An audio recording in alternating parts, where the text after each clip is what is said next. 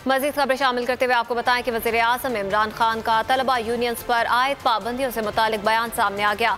कहा, पाकिस्तानी यूनिवर्सिटियों पर तशद्दुद महाज बन चुकी हैं। तलबा यूनियंस की तश्कील के लिए हुकूमत जामे और नाफिजुल अमल ज़ाब्ता इखलाक तश्कील देगी।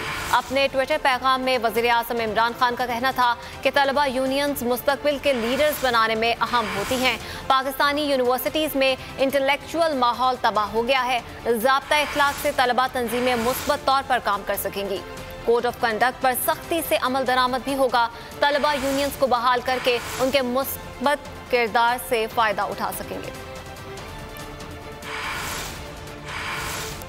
मुस्लिम लीग नून की तर्जुमान मरियम औरंगजेब ने वज़ीर-ए-आज़म की जानिब से तलबा तंजीमों को पुरतशद्दुद रुझानात का हामिल करार देने पर सख्त तनकीद का निशाना बनाया है। एक बयान में उन्होंने कहा कि पुरतशद्दुद तो खुद हुक्मरान हैं जिन्होंने आज़ादी इजहार के आईनी और जमहूरी हक पर कदगन लगा दी है।